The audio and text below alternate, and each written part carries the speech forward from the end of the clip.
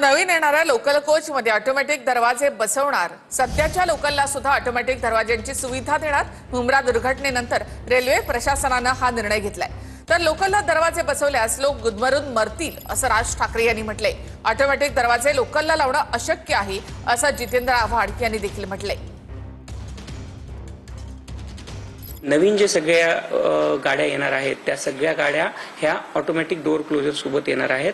त्याच्यामध्ये ऑलरेडी ज्या 238 AC local Mumbai सबअर्बनसाठी घेतल्या जाणार आहेत त्या गाड्या ज्या आहेत त्या ऑटोमॅटिक डोअर फिटमेंटनी येणार आहेत, ऑटोमॅटिक डोअर क्लोजरच्या सिस्टम सोबत येणार आहेत। सोबतच तिसरा एक डिसिजन घेण्यात आलेला आहे की याच्यामध्ये ICF द्वारे ज्या एक्झिस्टिंग लोकल आहेत त्या लोकलना आपण हे करतो आहोत, रेट्रोफिटमेंटच्या माध्यमातून दरवाजे बंद करण्याचा जी सिस्टम आहे ती लावण्याचा आपण प्रयत्न करणार आहोत, असा डिसिजन आता घेण्यात आलेला आहे।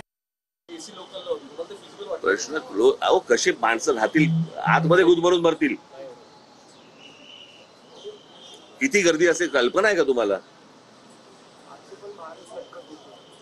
म्हणजे त्याची एक जागा बाबा बाहेर पडण्यासाठी पाहिजे, एक जागा आत जाण्यासाठी पाहिजे, काही नाही। जिथनं बाहेर पडतायत तिथनंच आत जातायत। बरं ज्याला उतरायचंय तोच परत पुढच्या स्टेशनवर जातोय। ऑटोमॅटिक बंद दरवाजे हे कॉमन लोकलला इम्पॉसिबल आहे, सफोकेशन होईल आतमध्ये। अहो श्वास तर घ्यायला हवा तर आली पाहिजे। उगाच काहीतरी एक अपघात झाल्यानंतर हा काहीतरी विनोदी भाष्य करायचं की आम्ही रेल्वे म्हणजे दरवाजे बंद करण्याचा आमचा मानस आहे। दरवाजे कसे बंद होणार? दरवाजा बंद झाला तर श्वास कसा घेणार आतमधला माणूस?